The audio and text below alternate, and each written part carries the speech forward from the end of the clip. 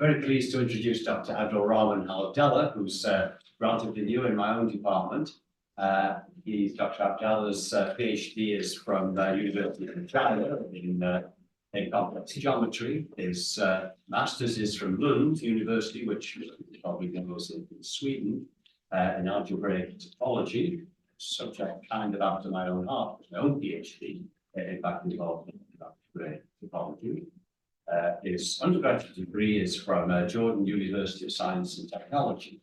And since he's been with us here, he's taught a whole suite of different courses, from statistics to linear algebra to calculus. In fact, almost every style of course that we offer. So very pleased to have Dr. Abdallah once today. Well, thank you so much. Thanks everybody to come today. And I will be talking about geometry and the history of geometry, and but very briefly. And maybe you noted that I've changed the topic maybe at least 3 times, because I was not sure actually which topic is interesting for the majority of the audience. But then I discussed with Dr. Williams this issue, and he said maybe talking about the history of geometry, a lot of drawings and graphs might be interesting for everybody.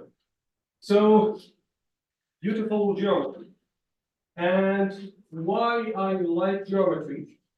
Because you don't need to have a piece of paper and pen in order to solve problems and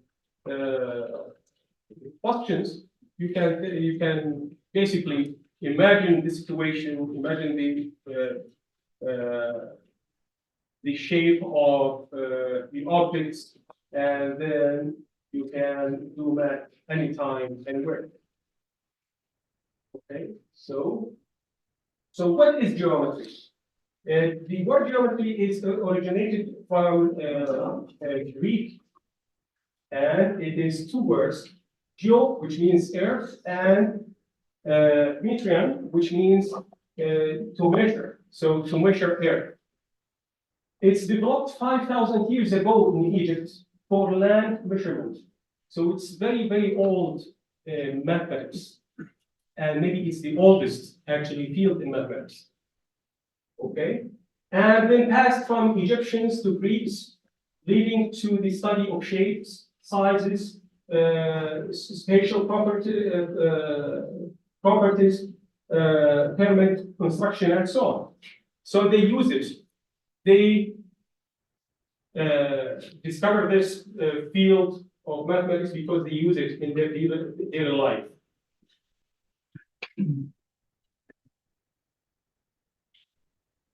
Writing mathematical precarious Egyptian geometry. So we have this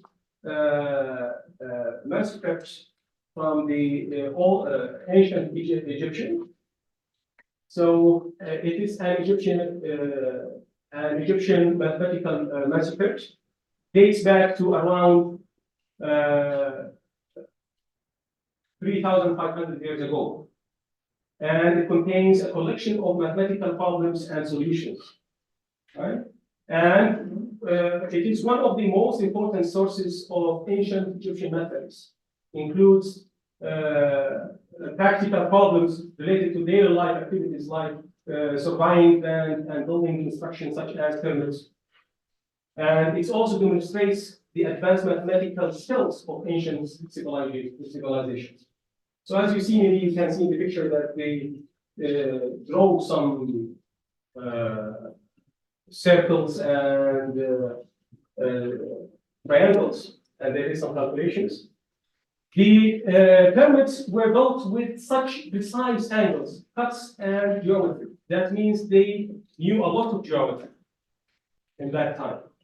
Okay, we're talking about 3,500 years ago.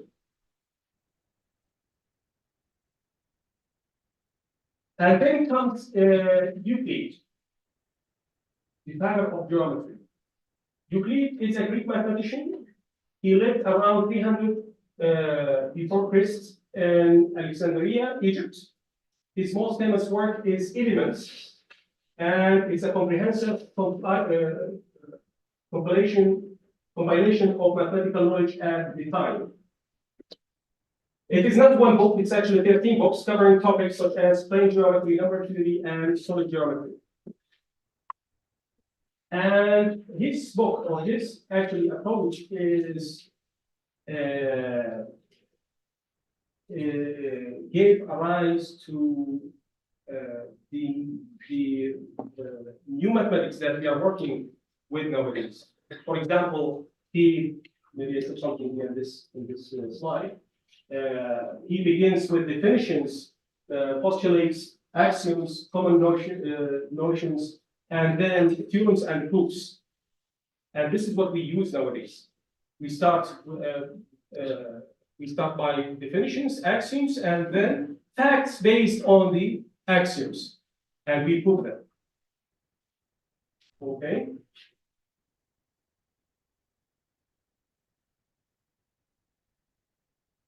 So Euclid's elements, postulates.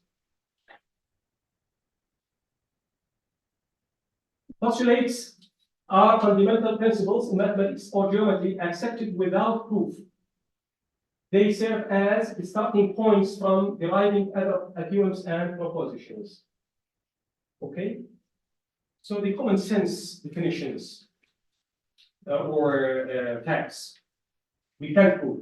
Postulate 1, given 2 points, there is one straight line that joins them. Everybody knows this, but nobody can prove it. Okay? There's no proof for it. We have 2 points, then there's one line segment between them. Postulate 2, any straight line segment can be extended independently in a straight line. Well, that's also, everybody knows this. There's no proof for it. Okay, we can extend the line indefinitely from both sides. Postulate 3, given any straight line segment, a circle can be drawn having the segment as radius and one endpoint as circle. So if we have a line segment, the endpoint, and then we can draw a circle that is centered at the endpoint and has radius equals to the line segment. 4, that all right angles equal one another.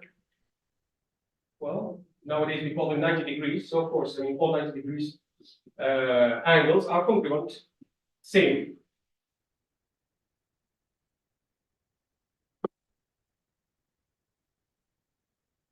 The 5th postulate.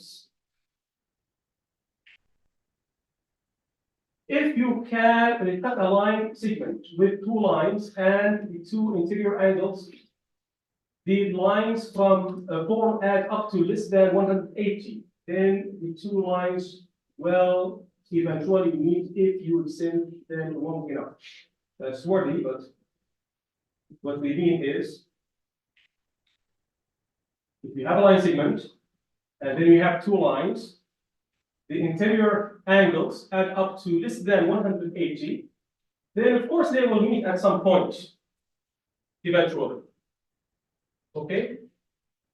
Well, can we actually, is this a postulate, is this an axiom, or can we prove it? Well, everybody thinks this is correct, in fact, but nobody can try it because it says infinite. Nobody can go to infinity. So we don't know what's going on there. Okay.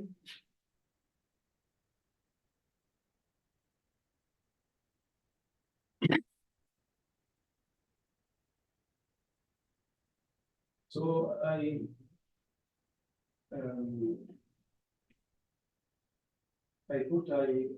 have some samples of definitions and axioms from Euclid elements. I don't know if you will be upcoming slide.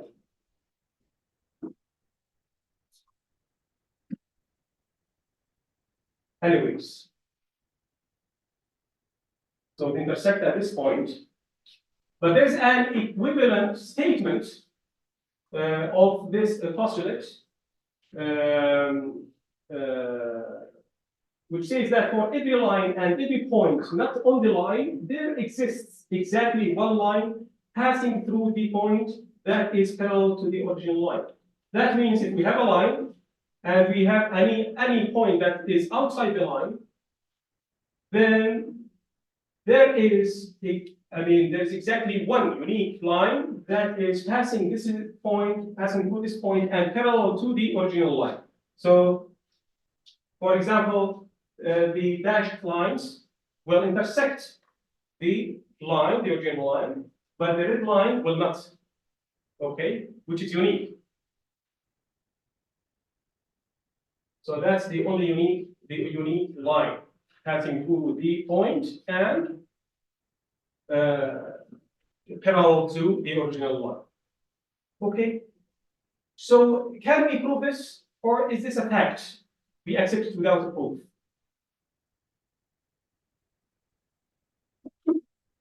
Well,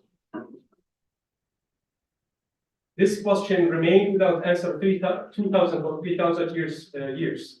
Nobody answered this question. They tried to prove it using the first four postulates, but nobody was successful.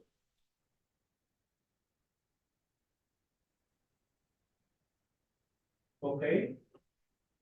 So postulate number 5 is the problem. And here's a nice quote by Lee. He says, what has been affirmed without proof can also be denied without proof. So if it's a fact, then we have to prove it. This is a mystery. Mathematicians puzzled over Euclid's fifth postulate for 2,000 years. It was tricky because it dealt with ideas of infinity, not just regular shapes. So the first four were empirical. We can draw them on a piece of paper, try them, right? And they make sense. But since we are talking about infinity, nobody went to infinity. And so what's going over there? Pell attempts to prove. In the 2nd century, Ptolemy, and in 5th century, Proclus tried and failed. It was translated to Arabic and worked on through the 8th and 9th centuries. And again, all proofs were false. Okay. People from different countries and time periods. Okay, some of them are very, very famous. Ptolemy, Dawhiri, Al-Haytham, and the poet Al-Qayyam tried to prove it, but they couldn't. But their work were very appreciated actually in mathematics, in modern mathematics, because from their mistakes, we built up our new mathematics, in fact. Despite not proving it, all these attempts gave us new ideas. They helped create even more interesting kinds of geometry. Okay? So if you look at their proofs, actually, you see how much they were they were clever and smart. The ideas they tried to use in order to prove the 5th postulate were created. Okay, so what happens? The parallel lines appear to intersect in the vanishing point at infinity. We look at this real track. I mean, the parallel lines seem to be intersecting at, intersecting at this point. Even though they are parallel, but you look at them, they seem to be intersecting at some point. Okay, so this gives a good idea to Riemann, but I will talk about this later. Since we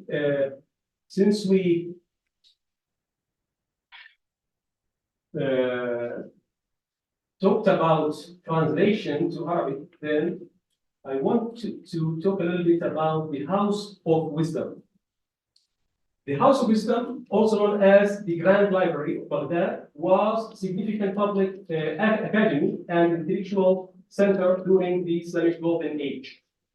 It served as one of the world's largest public, founded by the Caliph Harun al-Rashid in the late 8th century.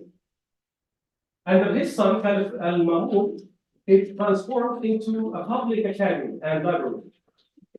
And it attracted all scholars from everywhere. The House of Wisdom played a pivotal role in the Greek-Arabic translation because they translated most of transcripts from Greek to Arabic. Translation movement, translating words from Greek, Syria, Hindi, and other languages into Arabic. And I've heard a story, I don't know if it was correct actually. I mean, the Caliph al-Ma'mun, he used to give, if you translate a book from other language, then they weight the book and they give you gold. It is like gold in the same amount as the book, as the weight of the book. I'm not sure about this, but I've heard this from somewhere.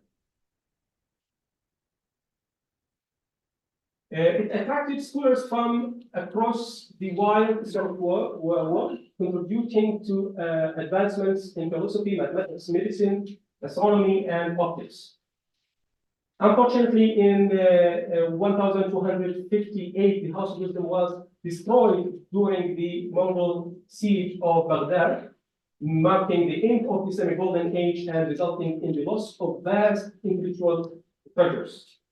The story says that they burned most of the library and throw the rest maybe in the river. So we lost a lot of interesting books and knowledge.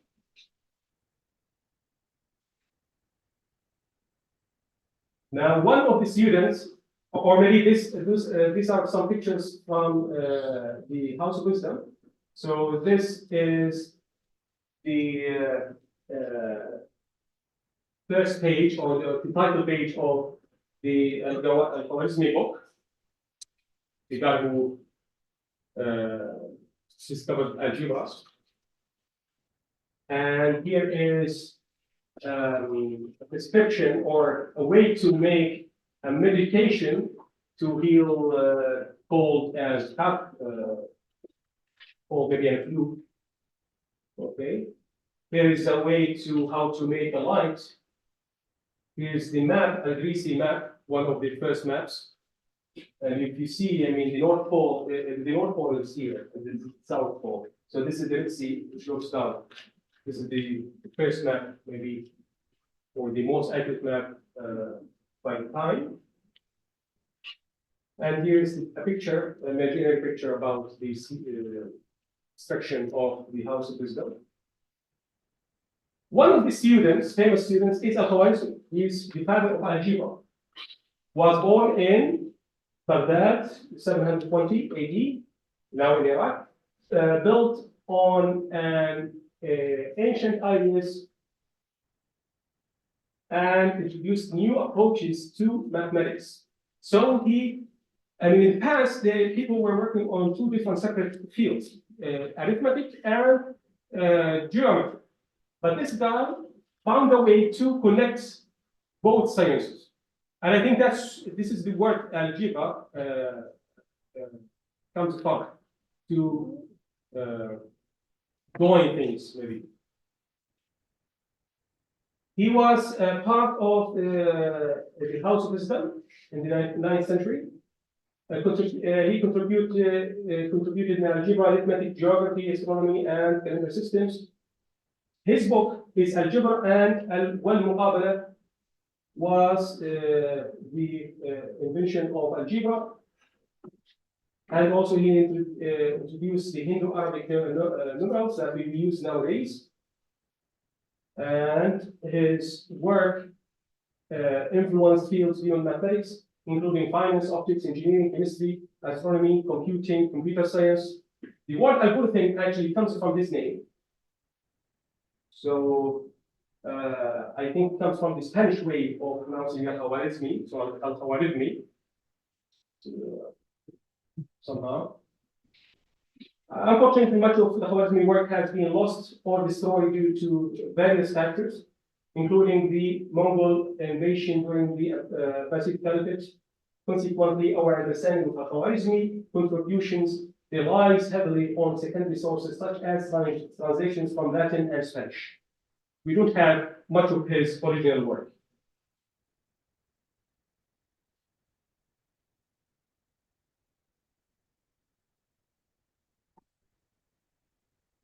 So here's an example, interesting example. I introduced him because I want to talk about this example, how he solved an algebraic question geometrically. So how to use geometry in order to solve equations. And this is a nice note. So when he solves questions, he doesn't use symbols and equations as we have nowadays, but he write them or do them entirely verbally.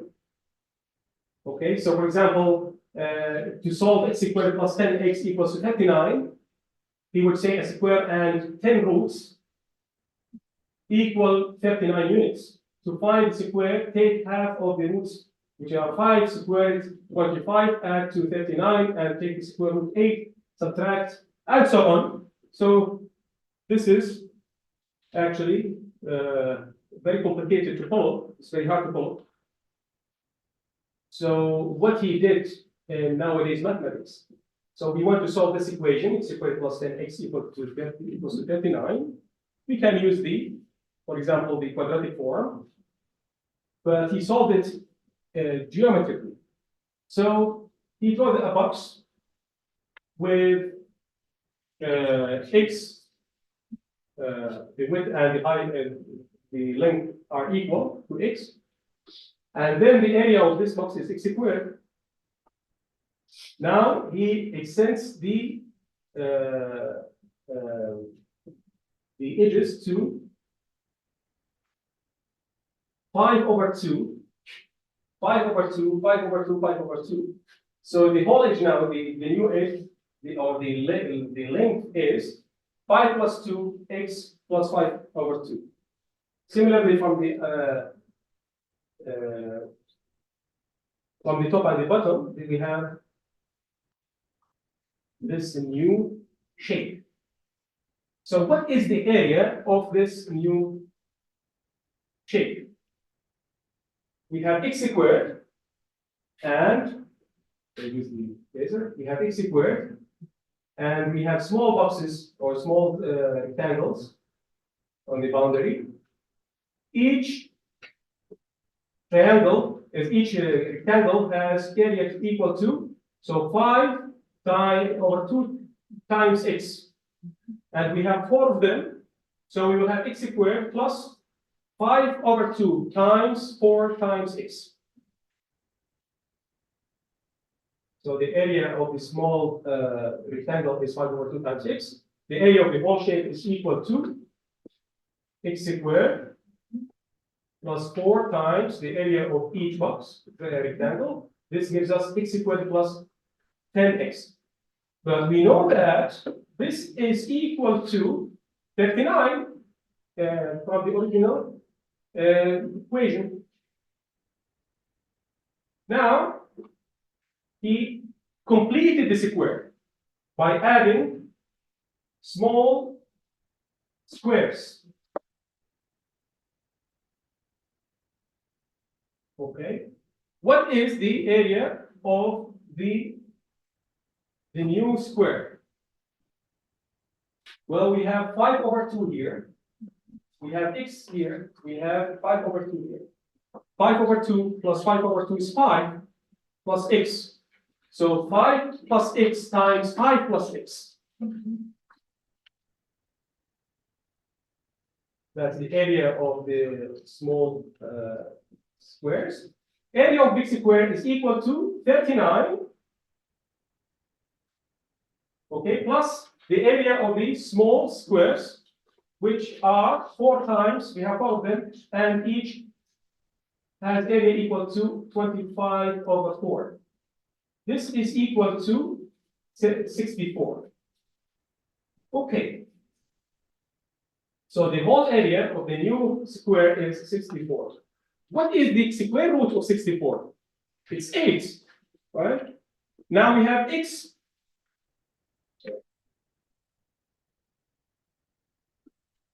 We know that square root of 64 is 8.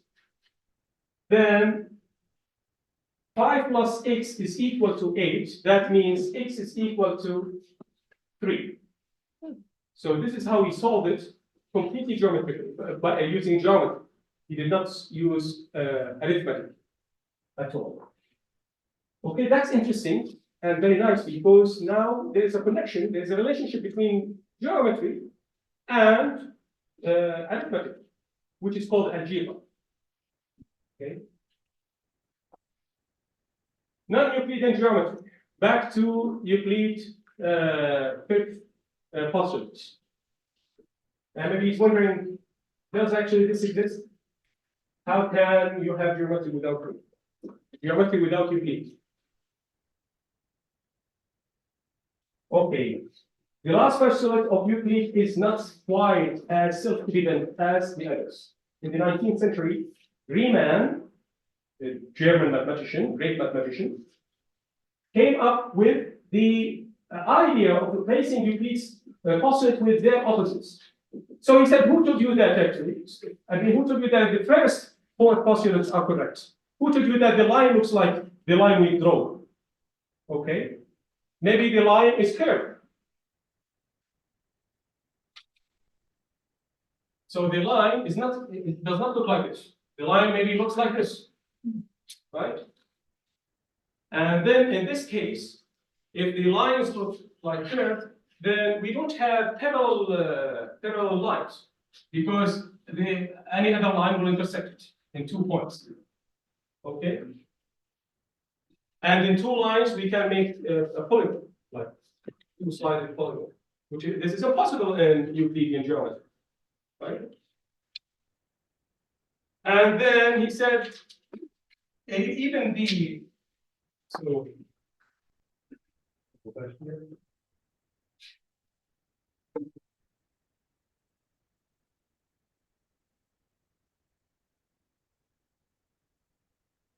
okay, so 2 points may determine more than 1 line. And this is about postulate 1. I mean, postulate 1 in Euclidean geometry, there are 2 lines. If you remember, there's a unique line. But if we make them like this, curved crazy lines, then there are more than 1. There are 2. This violates the first postulate. All lines are finite in length, but endless. We don't have infinite lines. They are circles. Okay? If I start working today from this point into this direction, I don't know in how many years I'll come back to the same point. Okay? Because maybe the Earth is convex, right? Is rounded. All lines are finite. We said that there are no parallel lines. And instead of postulate 5, no parallel lines at all. Is this possible? Okay. Do we have a space that has these properties? In fact, yes, and we use it every day in our daily life. We live on Earth, which is sphere, so spherical geometry makes sense, in fact.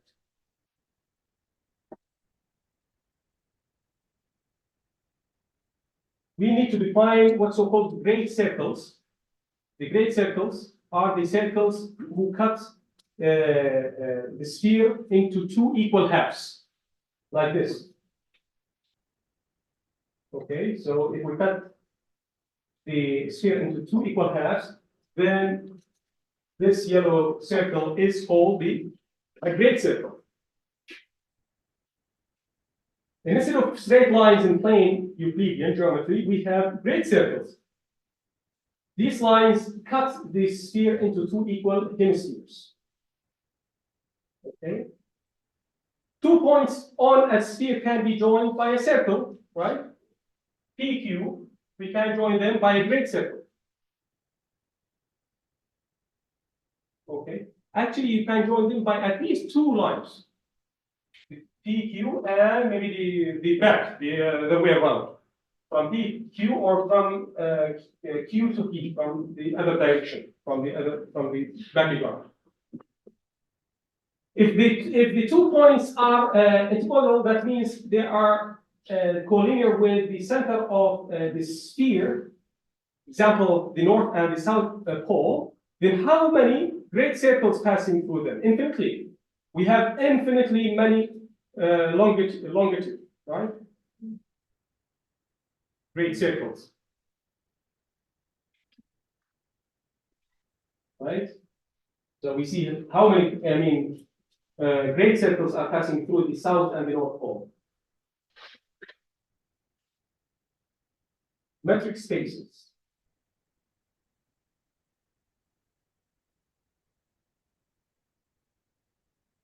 Okay. One of the most fundamental concepts in geometry is that of distance. Intuitively, the distance between 2 points is the length of the straight line which connects them. However, on non-flat surfaces, like a sphere, straight lines do not exist. Even on flat surfaces,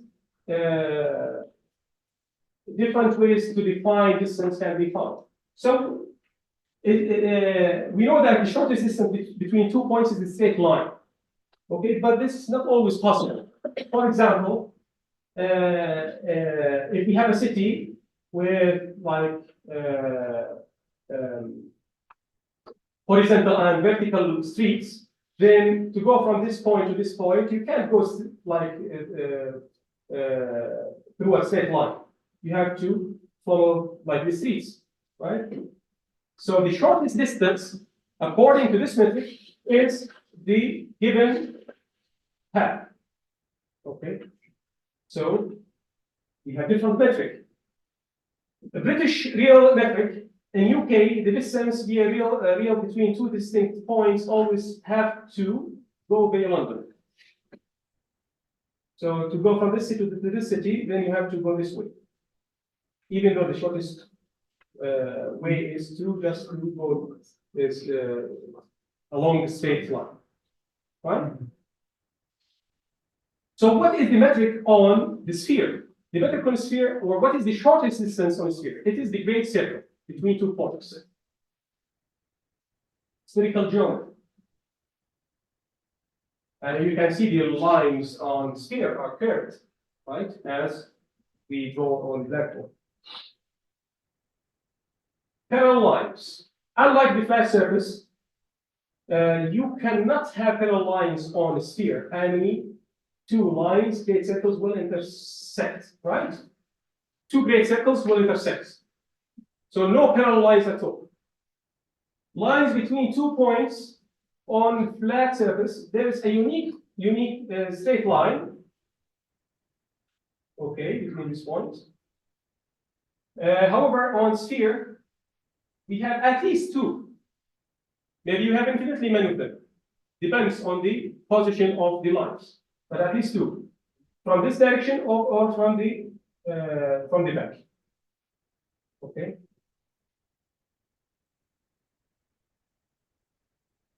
Two lines on a flat surface, we can't. Two lines cannot contain volume or area between them. Okay. However, two lines, great circles, on a sphere contain some area, right? So we have two bonds. So you can do this on a sphere. Triangles, interesting. The angle sum of angles in the Euclidean geometry. What is the sum of these angles? What is the sum of the angles of triangle? 180, exactly 180. However, this triangle and sphere. I mean, we have 390 degrees, which gives us like a triangle with more than 180 degrees. Right angles, triangles in a flat surface can have at most one right angle. Triangles on a sphere can have 2 or even 3 right angles, like this. The shortest distance between any 2 points on a surface of a sphere is through the great circle. Okay, so to go from this point to this point, we follow the great circle that joins them. So the yellow dashed line.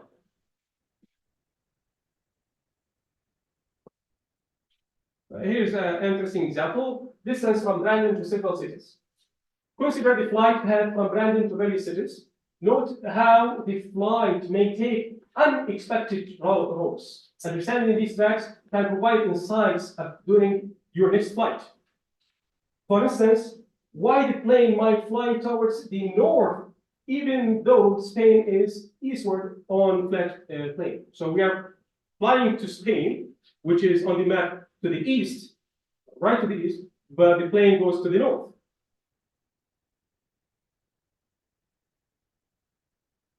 Okay, the plane wants to consume less fuel, so it takes the shortest path. So here's Brandon, for example, and here's London. And you see, we did not go like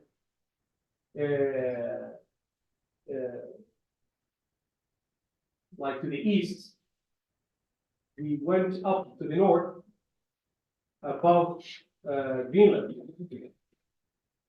Even on the map, even though they're on the map, they look like they lie on a straight line. Okay, here on the flat map. So to fly from Brandon to London, we take this path. The plane takes this path. Goes up to Greenland and goes down. Because this is the great circle connecting them.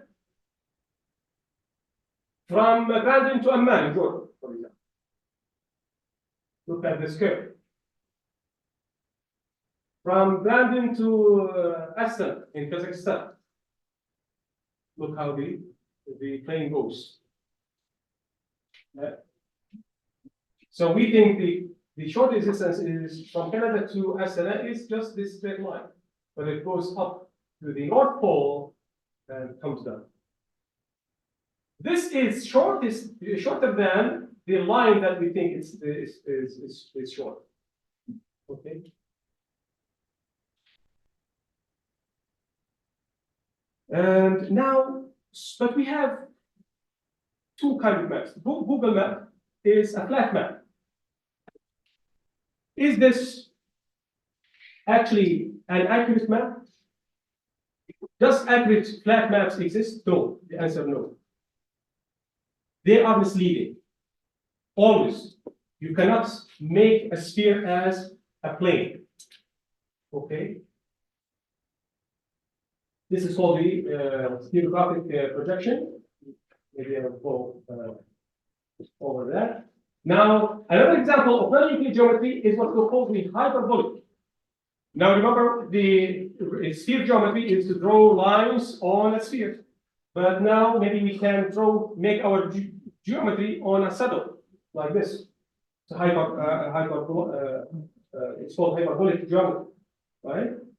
So students who talk calculus 3 with me, we discuss this example, and we say this is a saddle point because this is a maximum point for this curve and the minimum point for this curve, right? So if you draw triangles on it, you will get a triangle with less than the sum of the angles is less than 180. So this is another example of geometry, non-Euclidean geometry. We have like this geometry in the real world. So the towers, the smoke towers, for example.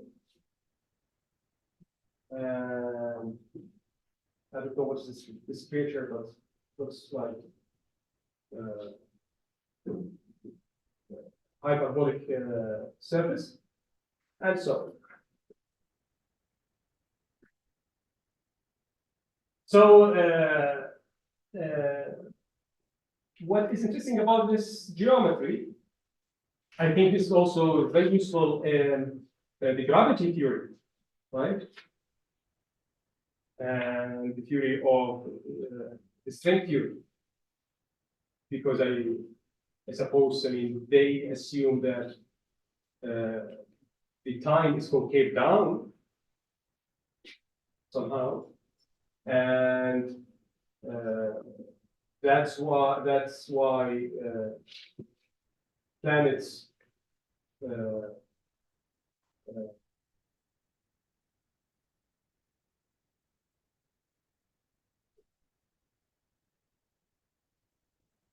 attracts themselves to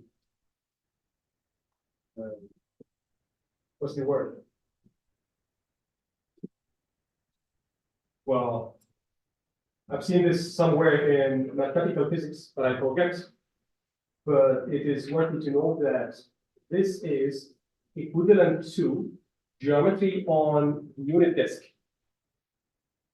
Okay, if you think of the unit disk, the boundary of the unit disk are the infinity. So,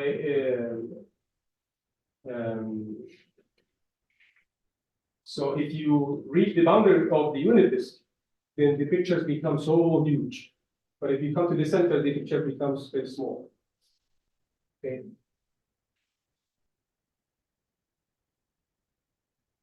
More geometry. Okay. We have more and more geometry.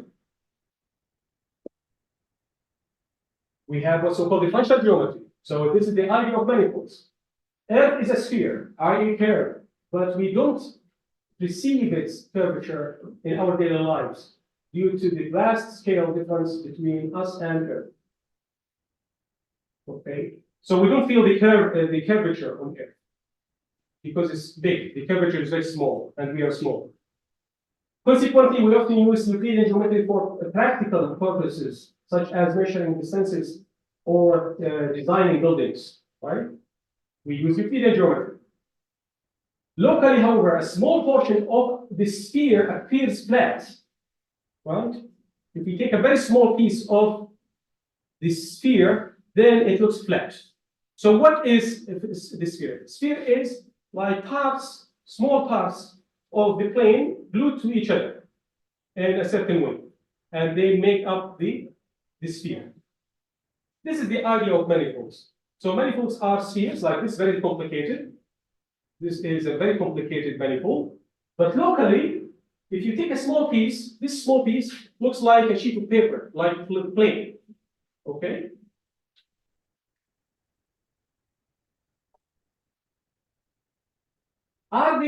Okay, so back to the question, why the plane map and the sphere map are not equivalent? Let us answer this question first. The circle and the line, are they same manifold? The question is no. If I remove one point, and then I extract or straighten the line, I can get as a line, but I missed that point. So that means the circle is not equivalent to line. Instead, it can be described as a line with additional point. Okay, so a circle is a line plus one point.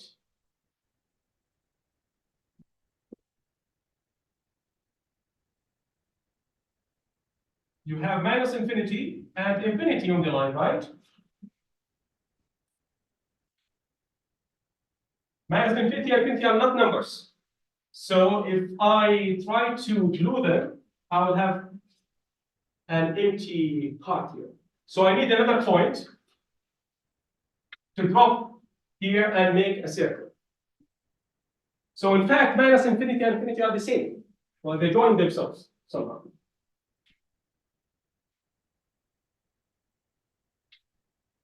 Okay, similarly, a plane plus a point make a sphere. Can we make a sphere out of plane? It's impossible. No, we can't. They are not equivalent.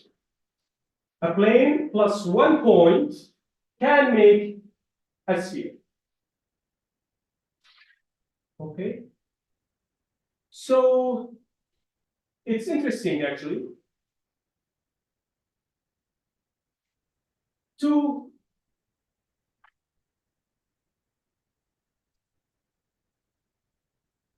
only by missing one point we can't make an accurate map.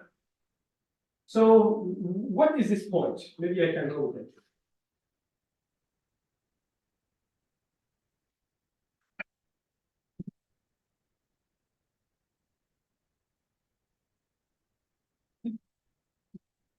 Suppose we have a circle, and the same works for the sphere, and we have a line. Okay, this is the center of the, and this is the North Pole. Okay, I want to project, suppose we have a map on the circle. We want to project this on the line. So we use what's called the geographic projection. So, for example, where is this point on the line? I draw a line from the North Pole. Then this line intersects the line, same line at this point. So the image of this point is this. The image of this point is this. The image of this point, similarly, is this. And so on. So what is the image of this point? It's very far away, right? And so on. So we can cover everything on the circle by points on the line, except one point, the North Pole. If we do the same thing, I mean, we draw a line, this line does not intersect the circle anywhere. So it goes to infinity. So this point is called the point at infinity. Okay. So where's the South Pole? The South Pole is here, one point. So now, if we want to make an accurate map on the plane, this will be the South Pole. The North Pole will be the boundary at infinity of the plane. Okay. So this will basically one will map from circle to the straight line. Yes, yeah, it is a mapping, but it is not a subjective map. It is not onto map because we are missing one point. Yeah. This is in topology called one-point compactification. You have a space and you add one point to make it compact. And that's interesting because the line, the plane looks longer and wider than a circle or a sphere. But the sphere is much bigger than the plane, even though it's compact.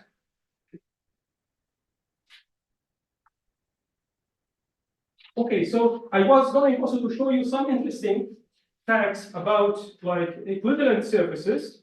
So suppose I have this plane, I want to make a cylinder of it.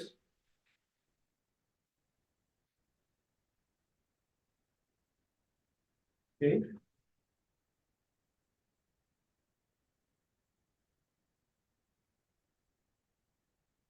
So changing a little bit in the surface or in the way you glue the plane will make a big difference. So if I have the plane, I glue it this way, then what do you think I'll get? A cylinder, right? Now, if I cut the cylinder from the middle, what do I will get? What will I get? Two cylinders, right? Well, this is not surprising. Two different cylinders. Okay. And then this joint. So what if now? So to make a cylinder, I just glue this edge with this edge, but I will make just a little bit a twist. So one twist, I'll twist it this way, and then glue it. That's a big sheet, so make it smaller.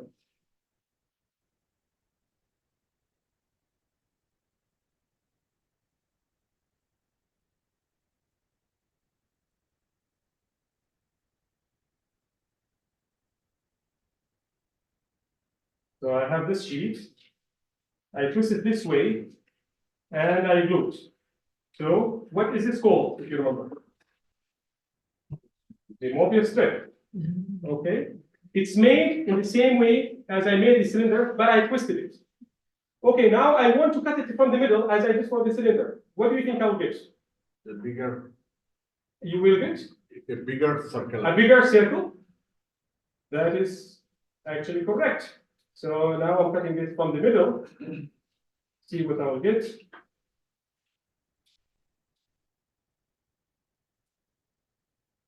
You're adding two different dimensions here. That's a magic. Okay, here what I got. Okay. So another twisted, connected surface. So one small twist changed the structure of the manifold, right? So the cylinder and this are not equivalent. They are totally different. Okay. And I think that's all what I wanted to talk about today. So thank you so much. And Thank you very much.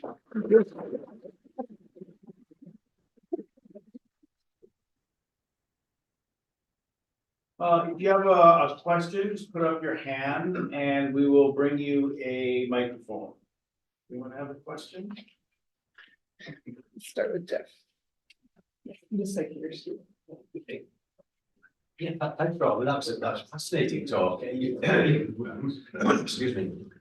Yeah, you raised a couple of points that I can comment on. You mentioned Riemann, of course. Yeah. The great geometer. And when Einstein actually graduated and he was thinking in terms of his theory of gravitation, he didn't know much mathematics. He certainly didn't know Riemannian geometry, so he had to learn it from scratch. But that was what Einstein used eventually to create his general relativity theory of gravity. And the other interesting point you mentioned, this idea of hyperbolic geometry, where you kind of pull in a sort of infinity of space and get sort of a disk, like a dinner plate. And again, if anybody's seen the paintings of Escher, the Dutch artist, they're very usually they're angels and demons interlocked kind of thing. And you see them on dinner plates. And when you look carefully, you see that the angel and demon that are paired in the middle are quite big. And then you go out a little bit and they get smaller and smaller. And as you know, as they crowd into the edge of the plate, they become an infinite number of angels and demons. And that's sort of this one sort of realization of your hyperbolic geometry, of course. Well, thank you so much. Yeah, I was waiting for your comment actually. On the gravity. So just, I was wondering, so you mentioned earlier about like, when we basically zoom in a lot on Earth, like it's for all intents and purposes kind of like a plane, right? When we're like really close up. Yeah. And that, you know, in calculus, the idea is like basically you can use it with differentials, or like a differential Right. as a tangent plane, right? It's basically a good approximation of the surface area. Yeah, the linear approximation. Yeah, exactly, right? And then it's like one dimension to the tangent line is a good approximation of the That's curve, correct. so stuff, right? Very nice idea, yeah. So, and then you were connecting that with like manifolds and, like talking about how you can kind of basically create a manifold, like with all these like, almost like tangent planes and Right, right? yeah. Gluing them together. So, if we can kind of consider like these stereographic projections, we think about, like for example, like the stereographic projection of the sphere onto the plane. If we think of, if we're thinking about that as like gluing pieces of the plane together as like our really good approximations with the tangent planes, could the extra point almost be like the difference for that approximation? Well, that's actually interesting, very interesting. And there's another way actually of defining manifolds by the tangents. Yeah. But we have to make sure that first, is it differentiable or not? So suppose we have edges, so what about this shape, for example? Right? Suppose we have a surface looks like that. Maybe we can make it actually R3 if you want.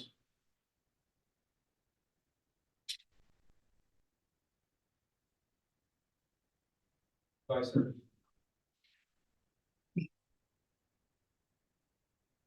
Something like that, where you have edges. Okay. This is called, okay, we have many different kind of manifolds. We have topological manifolds, where we don't care about the tangent planes. Maybe it does not even have tangent planes. We have what's called differential manifolds, where we can define planes. Okay, we don't have edges like this. It's smooth. Okay, and we have even more. We have what's called complex manifolds.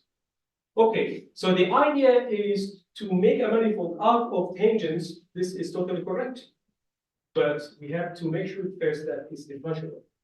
Okay, yeah, during the part. In fact, we have also called the tangent bundle, and it's very similar to the original manifold. So if I collect